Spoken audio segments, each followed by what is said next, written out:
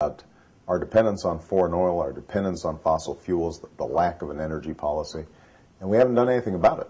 And the consequences are dire. We know that global warming is real, that if we don't do anything about global climate change, that we could see catastrophic results. Everything from increased hurricanes to rising sea levels to famine, changing weather patterns, increased drought, wildfires. When I think about my two daughters, I want to make sure that they can enjoy beaches and mountains and landscapes that I enjoyed growing up. That means being a good steward for this environment. We also know that as a consequence of our dependence on foreign oil, our economy is more vulnerable. Every time the spot oil market goes up, we not only are having to cough up more money at the gas pump, but it costs our businesses and increases inflation without really providing us any value whatsoever.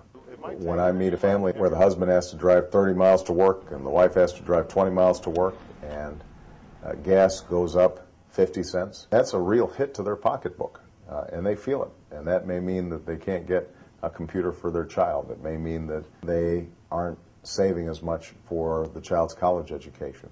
In some cases, it means that they can't get to work. So these aren't abstract questions for people. And the only way that we're going to reduce gas prices over the long term is to reduce demand. You know, there are no quick fixes. What I have said is that we should impose a fee or a tax on the windfall profits of oil companies that can be put into new development. If we increased fuel efficiency standards to 45 miles per gallon, we could save the equivalent of all the oil that we import from the Persian Gulf. The technology exists to do it. What's been lacking is the sense of political will and urgency. And oil and gas companies and the automakers have all too often blocked the kind of progress that needs to happen. And that's why when I unveiled my proposal to increase fuel efficiency standards, I didn't just go to an environmental group in California. I went to Detroit.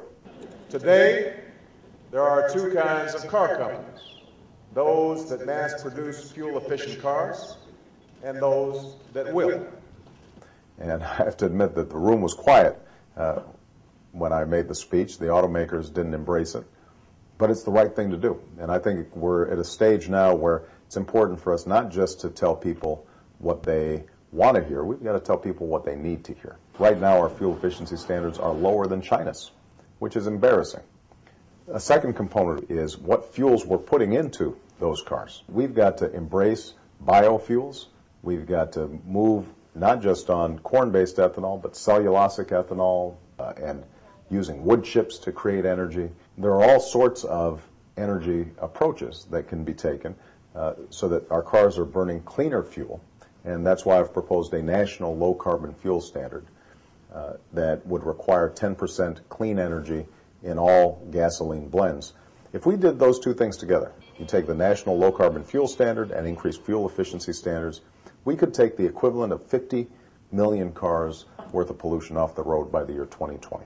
A third thing that we can do is to set up a renewable energy standard. Many states are already doing this. You say 20% of our energy will come from renewable sources, like wind, like solar, like biomass, like hydrothermal. But we've got to overcome a politics that prevents these common sense solutions from being put into place. You know, when Dick Cheney put his energy bill together on behalf of George Bush, he met with the environmental groups once, the renewable energy folks once, and then he met with the oil and gas folks 40 times. And there's no wonder then that the system was skewed in the wrong direction. We've got to make sure that the oil companies, the gas companies, the automakers, that they aren't dominating the conversation. They should have a seat at the table, but they can't buy all the chairs. They can't write the legislation. And finally, we know that our dependence on foreign oil has perverse consequences to our foreign policy. We know that we're sending $800 million a day to hostile nations and helping to fuel both sides of the war on terrorism. And that is something that I think increasingly people recognize as a consequence of the war in Iraq. So we've got to take fundamental steps to make changes in all these fronts. We have to understand that we've got a moral obligation to the next generation to make sure that they've got a planet that is sustainable and viable, the same way that we inherited a sustainable, viable planet from our parents and our grandparents.